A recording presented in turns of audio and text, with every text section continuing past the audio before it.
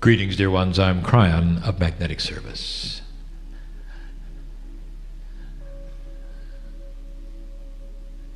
There is the energy of safety in this place.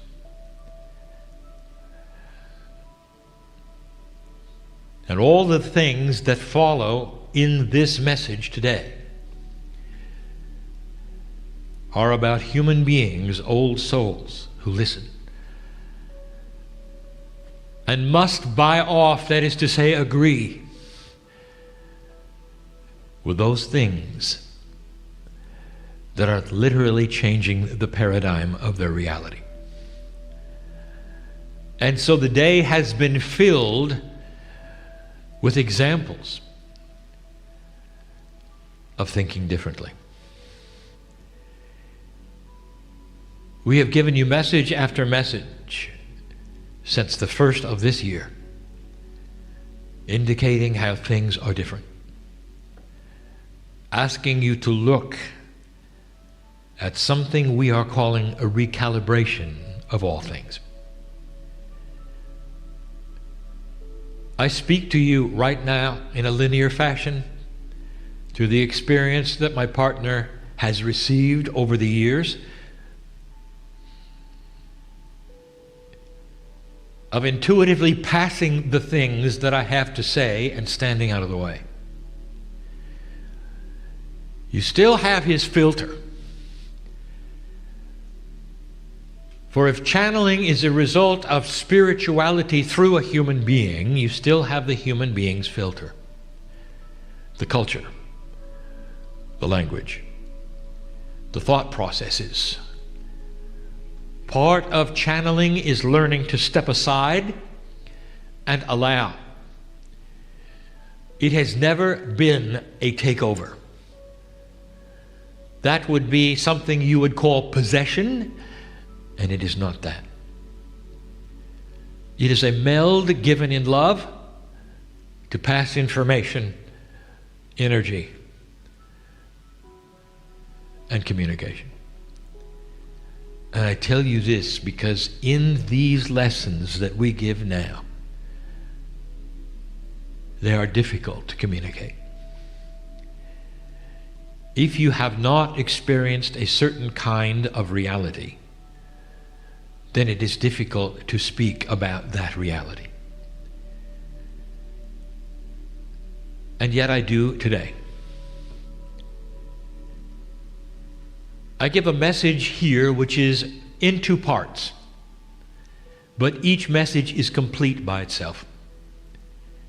I have told my partner to make the two parts together so that those either present in part 1 or 2 will be able to participate in both. So this message will be complete into itself, and tomorrow's will be as well. But when you put the two together, they are greater than the sum of their parts. And this is the third language at work. There is more to this story than the words I am speaking. It comes from the energy that is here now, that we invite you to experience even as I talk to you. These things are meaningless without the thickness of the love of God which sits upon you. God being that which is the collective of you when you're not here, and all those in the universe who know who they are. God is not a singular energy. God is a soup of divinity, difficult to describe to anyone in 3D, but which exists in a way that is palatable to the three-dimensional mind. And it moves in this room among you, designed to prove that it's real. If you have an open consciousness to these kinds of things, dear one, you'll already understand that your body recognizes what's going on. If you've come here for a healing, this is when it will occur. And it won't be from me or this chair or the apparition on my right. It'll come from you. The divinity inside you is tuned to the new energy, dear ones. The divinity inside you knows what is going on the planet. Dear ones, old soul, you have waited for this time. Young person, you're going to inherit a planet that is far different than your parents did.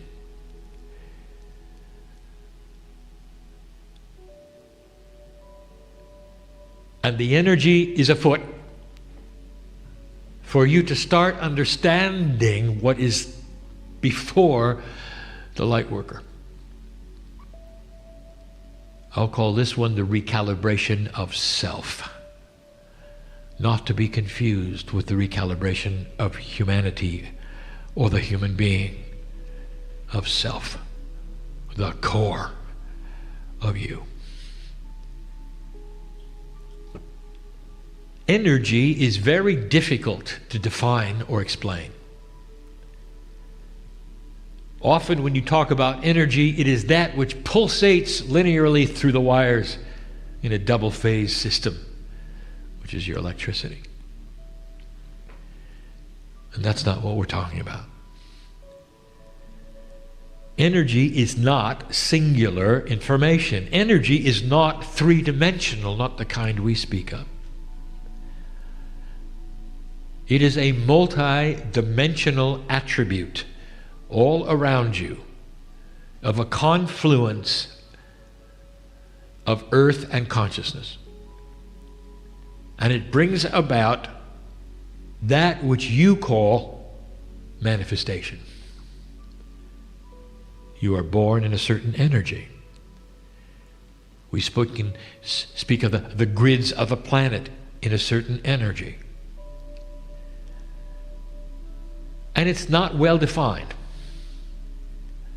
You may walk into a room and say, well, the energy does not feel good here today. And then another day you'll walk in and you'll say, wow, did you feel the energy today?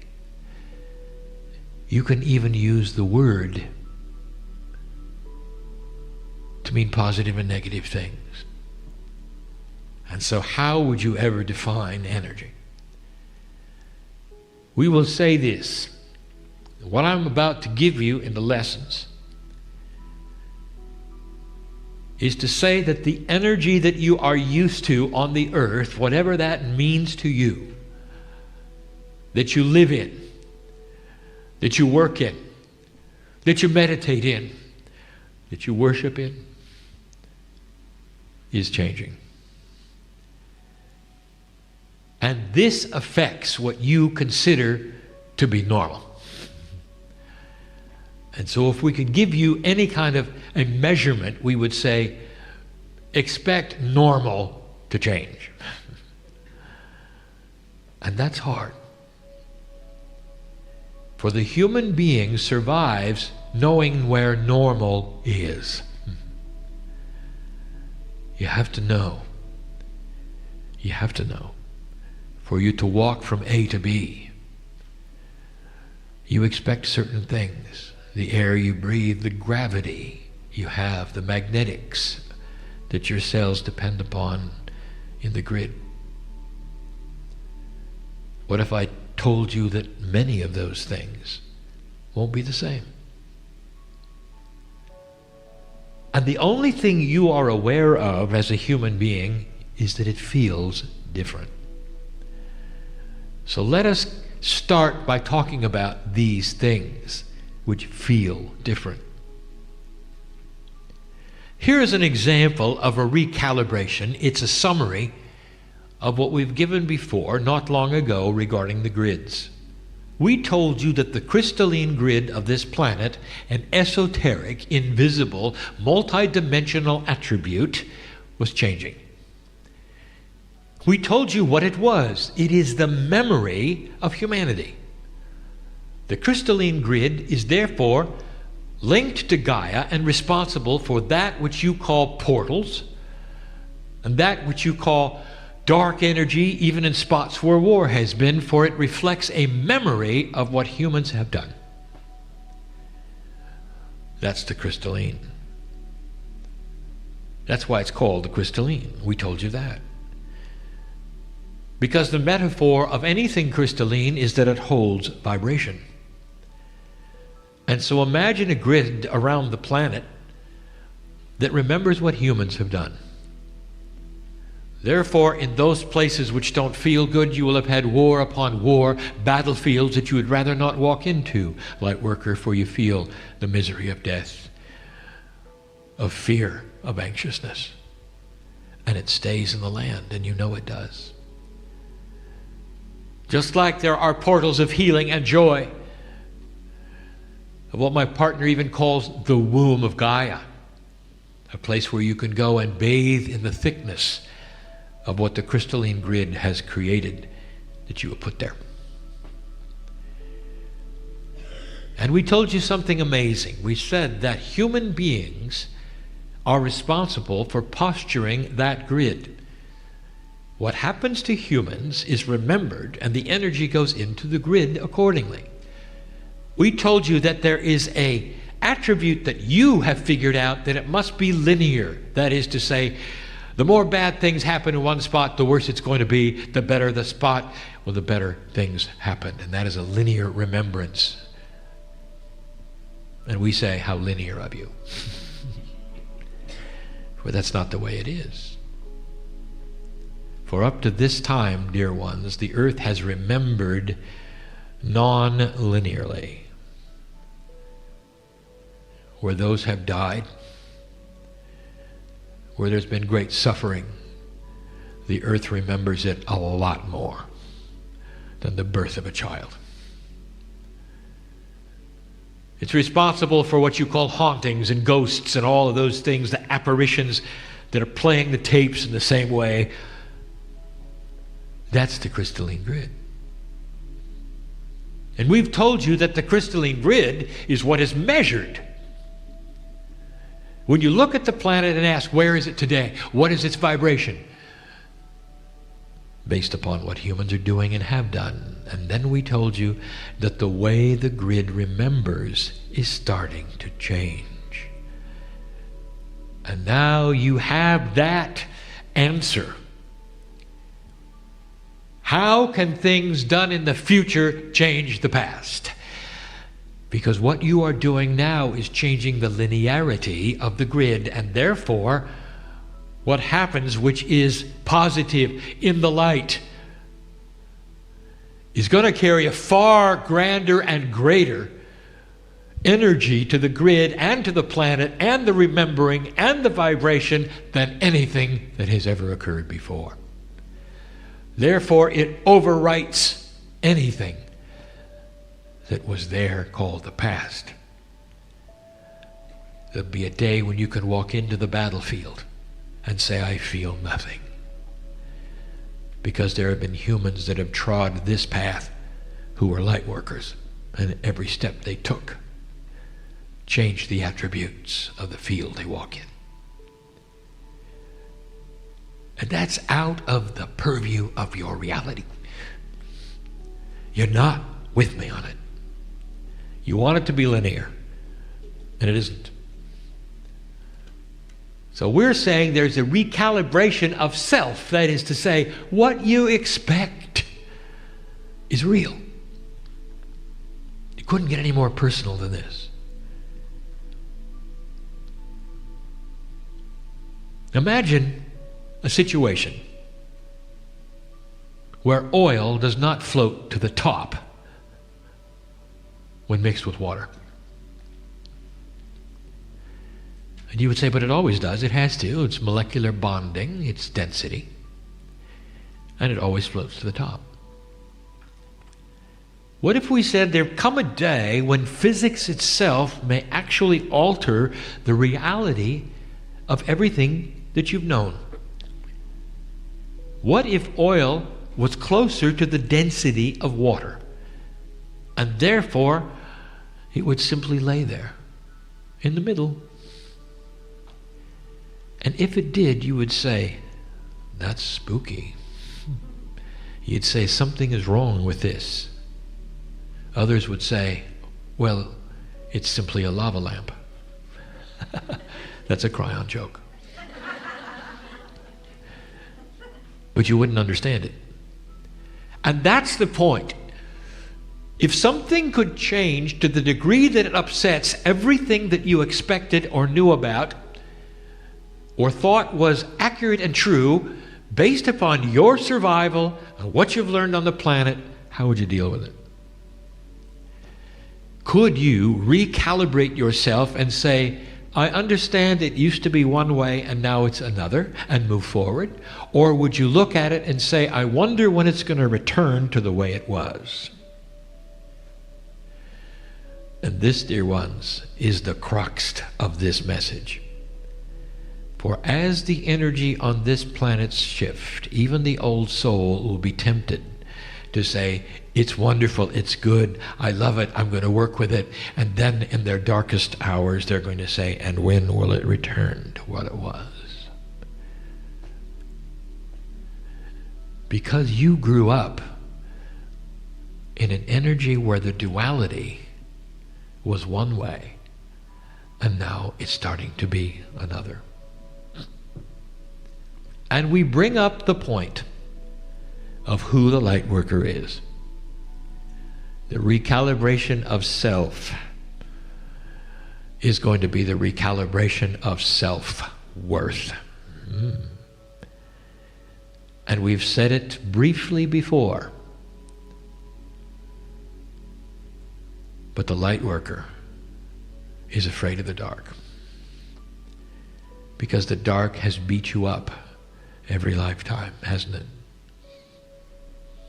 And so we sit in a room of old souls who've come into this life. Most of you, not even one, really. Oh. My partner is overwhelmed every single time I go here. You came in without knowing this was going to happen. You're okay with it. You're in 2012, 12 years after, you wouldn't have been here otherwise. You realize that.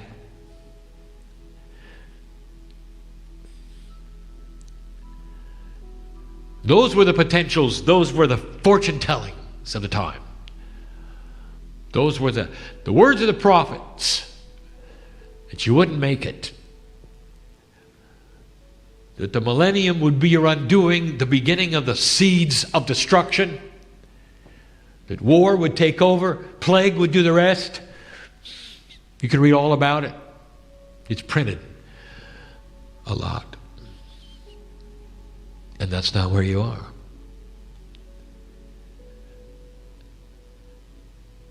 When I first came in, slightly later than the harmonic convergence, I told my partner I was here because of what humanity had done.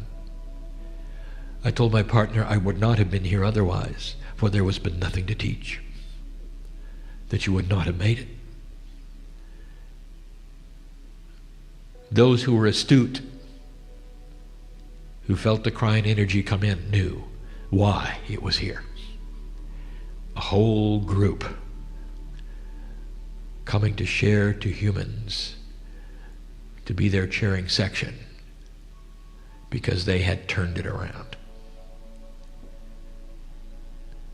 The Soviet Union had fallen over, which was in no prediction anywhere. Other things had started to move around without any predictions anywhere. And there would have to be guidance and direction for this very day that you sit here. A recalibration of your survival instinct, of what you think is real. And whether you're able to cope with the recalibration or whether you're always looking over your shoulder, wondering when it's going to return. And so this message is one of two. An encouragement, an acknowledgement of who an old soul is and why they need to do this. And so we just lay it out bare. The oldest souls in here have been through the worst of the worst. And every lifetime written upon your DNA carries engrams of emotion. You came into the world expecting it to do what it always did. As soon as you started awakening to the truth in the past, you'd have to hide. You might have blocked this from your memory, but I was there, and so was your higher self. Some of you, not too far from here, were burned at the stake.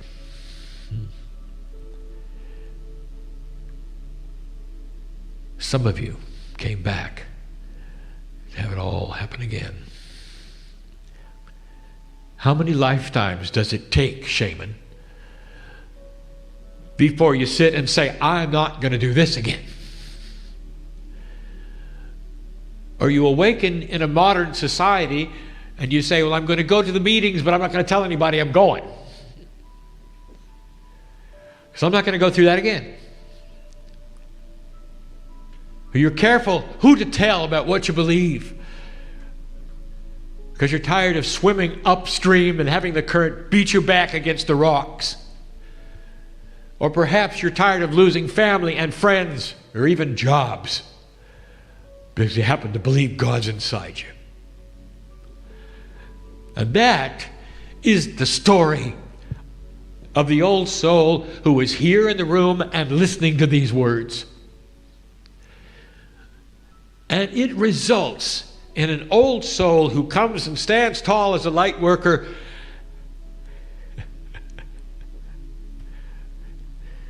and lacks self-worth.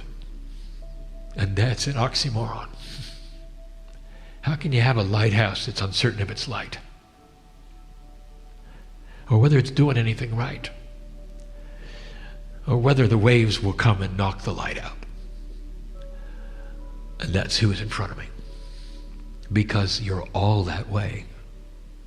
This turnaround cannot instantly create giants and heroes of worth. Especially among those who have practiced this for many years on this planet. Think you have it all figured out, and you don't. Not for this energy that's coming, you don't. And that's what we want to address. There is something coming where you will be able to manifest things only dreamed of, but it's going to take belief, realignment, and understanding that dimensionally you are more powerful in dimensions you cannot see than the ones you can see.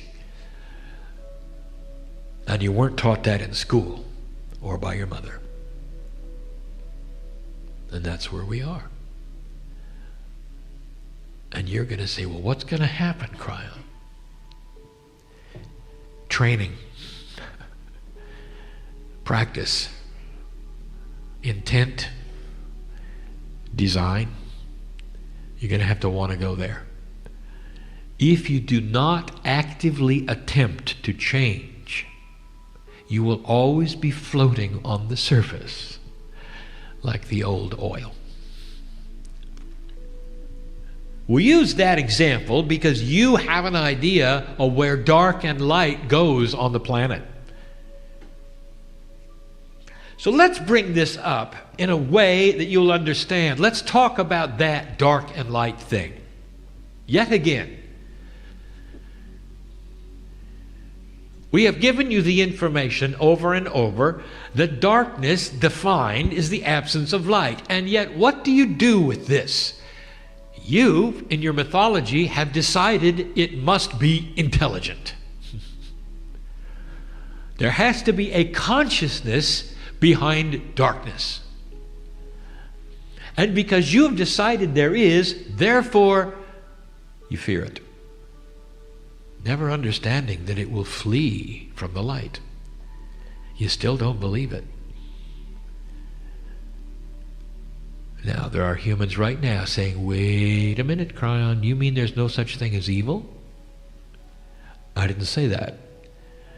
Because this is difficult for you to understand. When humans take that which has no light and apply it to a consciousness of their own design, it becomes human evil design. Now, it has consciousness because a human put it there. But alone, there is no entity out to capture your soul. Period. There is only a balance of dark and light. What humans do with it gives it, therefore, its manifestation. And you're used to a certain balance on the earth. It's not intelligent. That's the first thing that you have to learn, light worker. There's no force against you. You don't believe it. You've always been taught there is.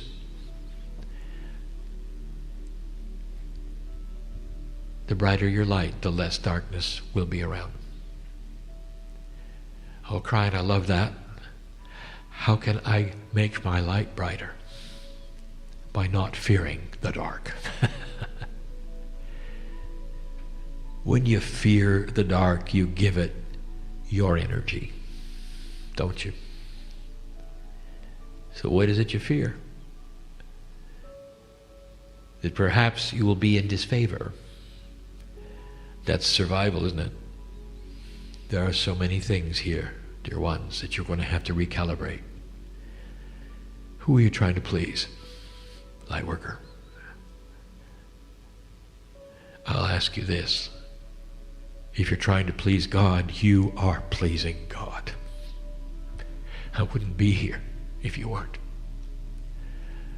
If you're trying to please those on the other side of the veil, in some cases are your parents looking back at you, you're pleasing them. By the fight that you have put here, by the light that you carry, all is well. Do you feel that? Or are you looking around for some other approval somewhere and not getting it? Time for you to recalibrate that.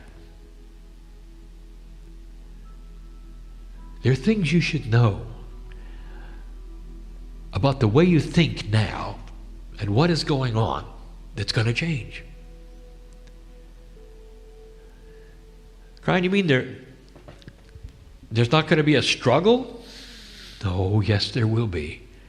This struggle between dark and light will be classic. You're going to watch it like a game. Perhaps even on your own ball fields where it goes back and forth and it doesn't seem to be one team winning and it simply goes back and forth.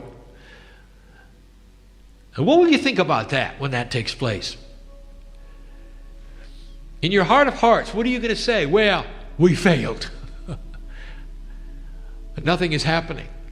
And that's because, dear ones, all you are willing to look at is the three-dimensional game field. You're not looking at anything else that might be happening under it or above it. Maybe it's simply a push-pull engine that keeps you busy while something else is happening somewhere else. What if you're a piece of the puzzle working it for something else to happen somewhere else? What if you're a placeholder on this planet?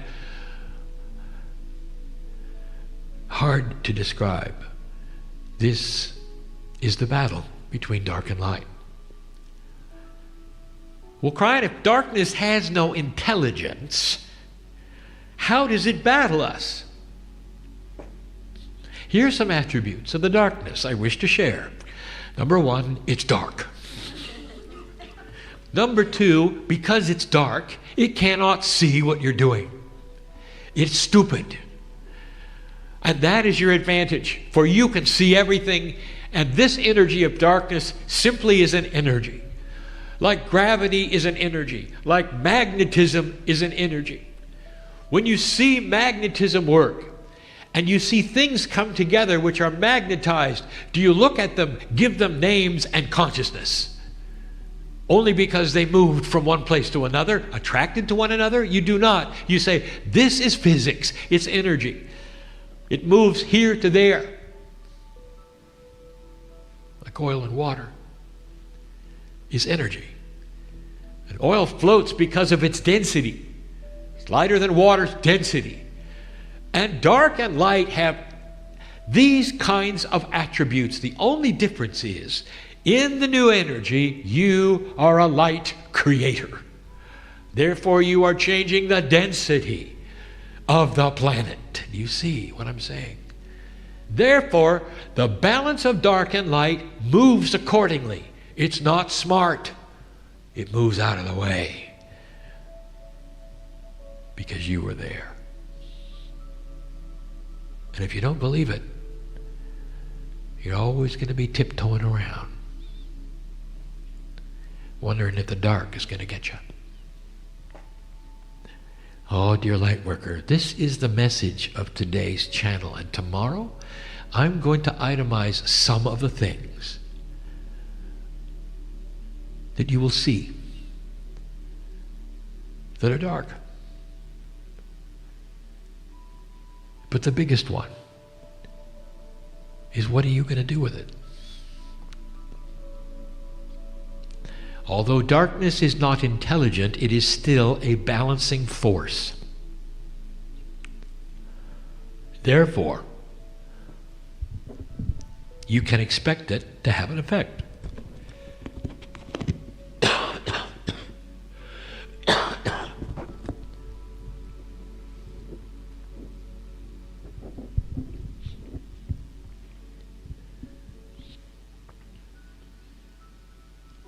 When you fall off a cliff, who do you blame? Was it the gravity monster? What intelligence pushed you there? And how dare it take you down and hurt you? This is an example of a force that is there.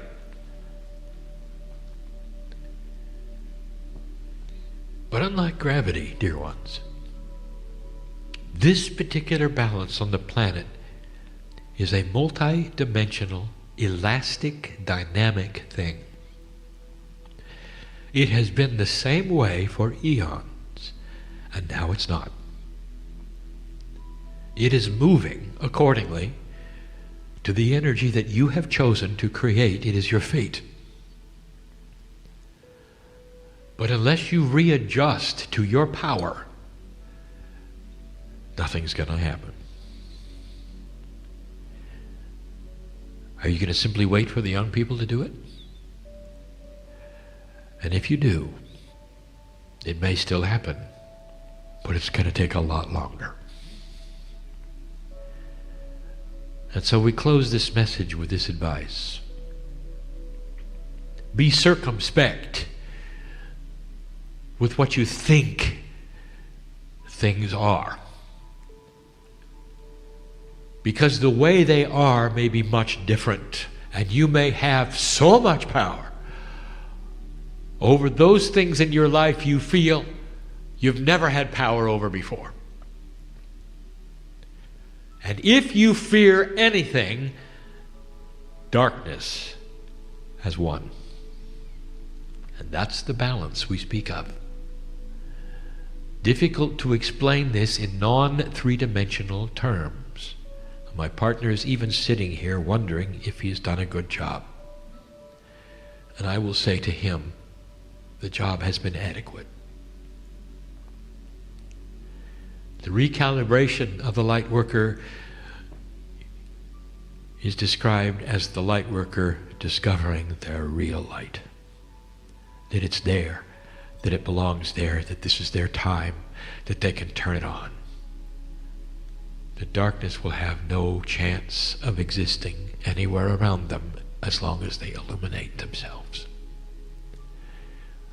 Let divinity shine through each of you as you walk on this planet and understand these things. For they're eminent. They're needed to be heard. And this is just one of the things we are asking you to do. You want to know why you came? This is why you came. It's not to do, it's to be. It's to be light where darkness used to be. And this is the message of the day. I am Kryon, in love with humanity. And so it is.